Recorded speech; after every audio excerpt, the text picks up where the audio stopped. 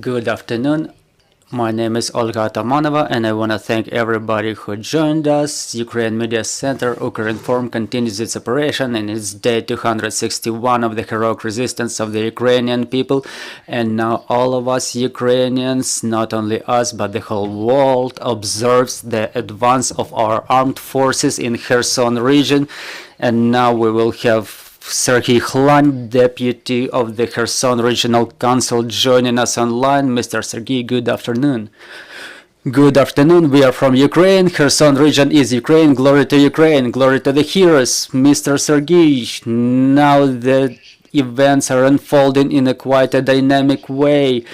Today we've already seen the pictures with the flag of Ukraine in the center of Kherson. Can you please tell us something about that? Yes, that's true. In the center of Kherson, near the building of the municipal council, our boys, our resistance movement posted our flag, not on top of it, but they folded the monument with the flag. But in the same way, it was the movement of resistance who removed the Russian flags from the administrations as soon as the Russians were fleeing. So now we're seeing the history of our flag appearing in all the buildings in Kherson, something that we were dreaming about from the very first days of occupation. Today it starts coming true. We see the Ukrainian flags appearing in mass all over the place. It's true, our armed forces under unimaginable pressure, they pressed the large fraction of Russians who were fleeing like rats to the left bank of the Dnieper. They were running across the pontoon bridges constructed under Antonovsky Bridge. They were trying to evacuate their material.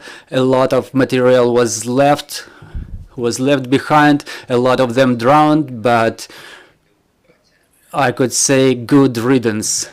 So the occupation of the right bank of Kherson region, there's still a lot of work as to the clearing, demining, still a lot of work to be done, because we understand that the occupiers, while withdrawing, they were blowing up the Kherson thermal power plant and distribution power station and the TV tower. They destroyed the electric station near the TV tower, so it will all have to be reconstructed, rebuilt. But the first things first, we have to do the deoccupation, because a large fraction of Russians didn't make it across the Dnieper. They get themselves redressed in civil and try to hide. They most likely will prepare some acts of sabotage around Kherson. There's still a lot of work ahead of us, but what's the key point is that their main forces are destroyed or thrown out of Kherson, and some part of them, they fled to the left bank and sit in those fortifications they constructed earlier. We've seen the reports from the local population yesterday that the Russians flee with the boats, and we've seen the videos in the propaganda sources that they flee by foot to the other bank of Dnieper. Do they make it? And is it possible that now did we make their withdrawal impossible? Well, you know, all night long, all the way up to the 6 o'clock, there were very powerful explosions near the Antonovsky Bridge. The earth was trembling, and it was the destruction of the Russians who were trying to cross the river, because, you know, today there's a second second symbol of Kherson is the Dnieper crayfish. The first symbol is the watermelon, but the second will be crayfish. They will grow big this year, but we don't have to eat them because they fed on rushes. Let's wait until the next year. So in the same way, today we had reports of Russians trying to flee by all means possible, because really a very large fraction of Russians didn't make it to the left bank. They were running all sides from our artillery, working on the Antonovsky Bridge and all the river crossings near Kakhovka as well. As to the Antonovsky Bridge, in the morning we've seen pictures and videos that the bridge was already destroyed by Russians because they reported it themselves. What's the situation? What do you know? Yes, the occupiers, they withdrew their main forces. They detonated the sections of the bridge with the barges underneath it. So they even made the pedestrian crossing impossible across the bridge. But we will rebuild it, we will reconstruct it, just as well as all other bridges after the occupation of the region in general. It will be some work to be done in future, but you understand that they did not only detonate the Antonovsky Bridge, they blew up all the bridges when they were leaving the right bank of Kherson region under the pressure of our armed forces. While fleeing, they were blowing up everything that could deter the advance, the pressure of our armed forces, but it never helped them. We know that they detonated almost all the bridge in the right bank of Kherson region, but we still don't have a confirmation of the road over the Kakhovka hydraulic power plant dam being detonated, but no full confirmation about that. We know that Russians inflicted strikes on Mykolaiv this morning.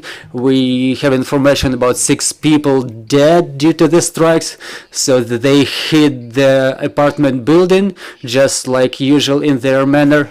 Do we understand that the movement of the troops will decrease the pressure on Mykolaiv and Mykolaiv region, the fire pressure on Mykolaiv and Mykolaiv region in general? Well, yeah, today it's a tragic case when the rocket hit the apartment block, and there are victims in Ingulsky district of Mykolaiv in the Miru Avenue, the Avenue of Peace. It's a tragedy. Do I hope that these shellings will decrease? Well, we have to understand that the occupiers hit Mykolaiv with S-300 systems from the left bank. They were doing it from Skadovsky and Kakhovsky regions, but the fact that our armed forces took control over the right bank part of Kherson region means that we already can substantially hold under fire control all the left bank of Kherson River and all the way to the Crimean neck. We can gain fire control of the movement of the enemy, all the roads. So I hope that with the help of our intelligence and artillery, we will do the impossible. We will make it impossible for them to shell both Mykolaiv and Kherson regions as well. Dear colleagues, your questions, please.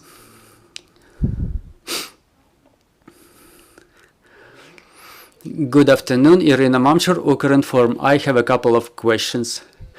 First, I would like to specify the bridge across the Kakhovka hydraulic power plant dam bridge. Do we have some specific information about that? There is no confirmed information about that, but there are rumors about the explosions which happened there, and that's the information from the Russia's medias, but we understand we cannot trust them. So far the information is being double-checked. Okay, so another question. Do we know anything about what's going on the left bank of Dnieper? We know that there are fortifications and reinforcements of the enemy. What's going on in Kakhovka and Nova Kakhovka? Do we know about any movement of artillery, material from Crimea, for example? Do we have any information like that, something that we can disclose at the moment? Previously, like 3 or 4 days before, the occupiers moved a part of the mobilized troops who were at the battle, in the battle coordination in Henichesk. Previously, occupiers brought almost all the military personnel from there and moved them to all those fortifications that they built along the left bank of Dnieper. They said that it was like another shipment of the mobilized personnel should be coming from Henichesk and Arabatska Spit. If they arrived, we don't know yet, but those who were there, they are currently at the left bank of Dnieper. Thank you. May I ask another one? Can you please tell us what's the situation in the recently liberated villages? What's the humanitarian situation and what's the situation in general? How people meet the armed forces in the north of Kherson region? The villages which were liberated previously within the first days of advance, when we pushed through the first line of defense of the Russians, the stabilization measures are in place there with the help of the United Nations, who allocated funds and construction materials for reconstruction and rebuilding. Obviously, that construction materials aid is not enough, so we need more construction materials for the people to rebuild their roofs and to spend winter in a normal way. So the works are underway, and the humanitarian funds, charity funds, help with the military administration and government administration. We're about to reestablish power supply, cell communications, and in those villages liberated during the last 2 days, it's almost the whole right bank. There are still clearing operations going on there, and we see in the pictures of our military the hanging of Ukrainian flags, that the clearing is over, but we still expect for the official confirmation from the general staff. Thank you. Thank you. Another question, if I may, about Kherson. Can you please tell us what's the situation? Do we know what's the situation in Kherson? Is there power supply, any communication at all? We've seen messages that the civil people in Kherson are standing in lines for water, for bread. How safe is that? Can you advise the civilians in Kherson? Is there a threat, a risk of them getting involved in battle, in firefights, or under shellings? Thank you. There are still clearing operations in Kherson. Meanwhile, the civilians should better stay at home because the situation is difficult with the fuel, with the bread. There is no power supply. It will be 1 week soon without power supply, and the same situation with the bread, because for the bakeries to operate, they need power supply, and what's being manufactured with the help of diesel generators is not enough. So the humanitarian situation is really complicated, and the occupiers artificially created. They moved the situation to the verge.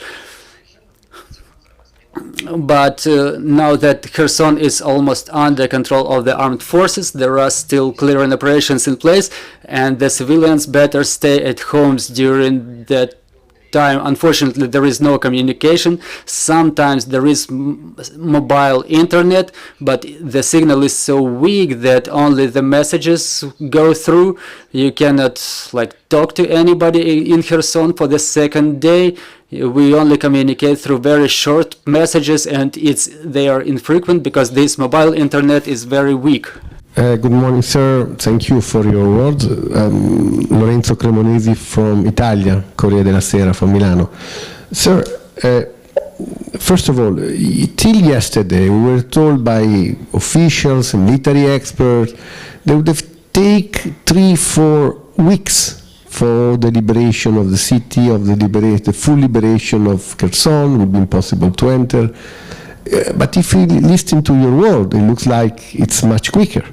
So first of all, when you think we'll be able to say that no Russian troops are anymore in Kherson, I mean on the west side of the river? And secondly, what is the evaluation at the moment, more or less, how many Russian troops are still there? Because if I listen to you, it looks like in the night everybody escaped. Can you be more precise?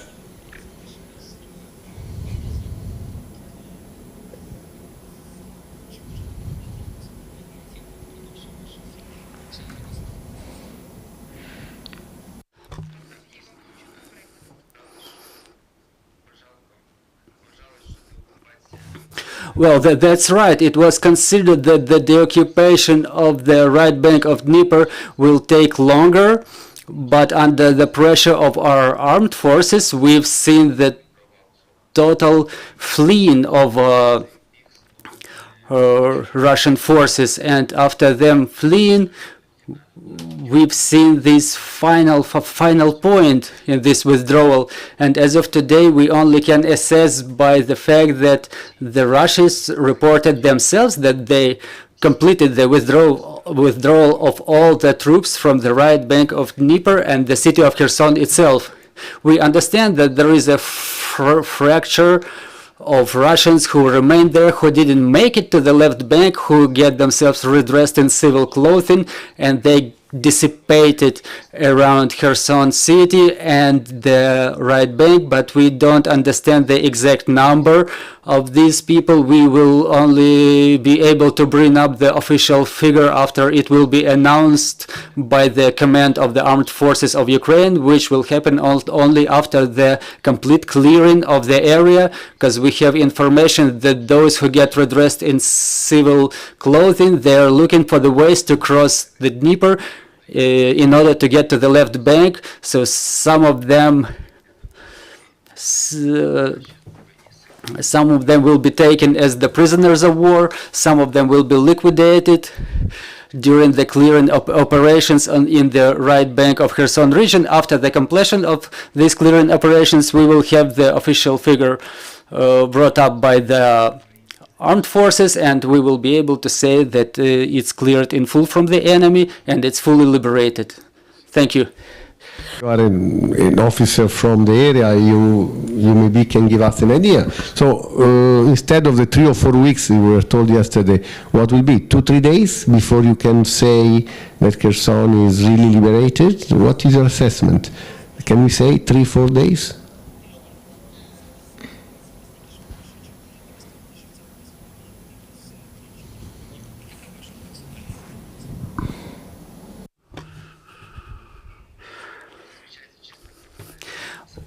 Well, usually clearing takes about 1 week.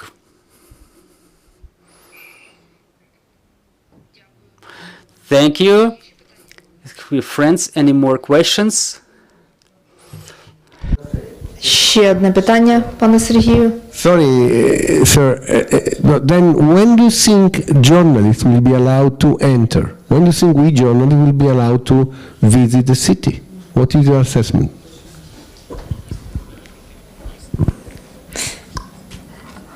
Пане Сергію, ми розуміємо, що